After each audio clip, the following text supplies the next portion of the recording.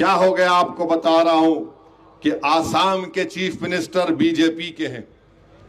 क्या कोई chief minister ऐसा बोल सकता है कि मियां अगर ऑटो में ड्राइवर होगा, 5 रुपए बिल हुआ तो तुम 4 रुपए देना उसको। आसाम में मियां मुसलमान उन लोगों को बोलते हैं जो 150 साल पहले 200 साल पहले अंग्रेज उनको लाए थे वहां पर ज़िराअत करने के लिए, काम करने के लिए। उनका कसूर एक ही है, भारत के नागरिक हैं, सिटीजन हैं।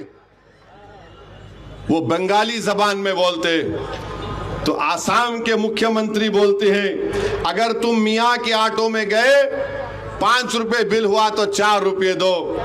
अब मैं बीजेपी और भारत के प्रधानमंत्री वजीर आजम से पूछना चाहता हूं, आप विकसित भारत बोलते हैं, आप बोलते हैं कि हम तीसरी बड़ी इकोनॉमी बन जाएंगे, आप बोलते हैं कि हम सुपर पावर बनेंगे, हम चांद पर अपना आशियाना बनाएंगे, हम फुला कर देंगे। अरे चांद पर अगर आशियाना बनाना है तो 1 रुपये के लिए कहीं को बोल रहा रे? चांद पे घर बनाने का है, 1 रुपया नहीं देना कहते उसको। चाइना से मुकाबला करना है, 5 रुपए हुआ तो 4 रुपए दो। तुम कितने छोटे हैं आसाम के मुख्यमंत्री।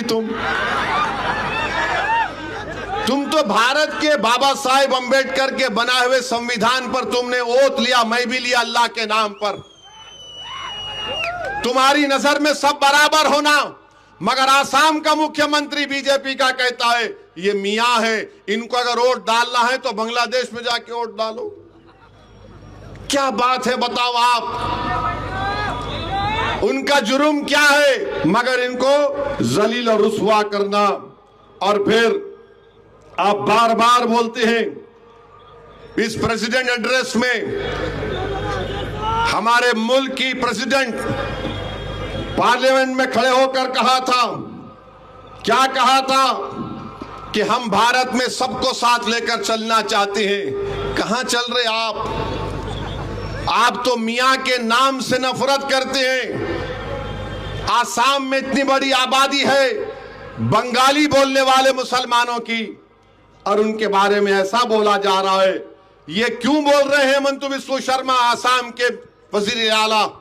क्योंकि वो मुसलमानों के खिलाफ नफरत पैदा कर रहे हैं, रेडिकलाइज कर रहे हैं अक्सरती तबके के लोगों को।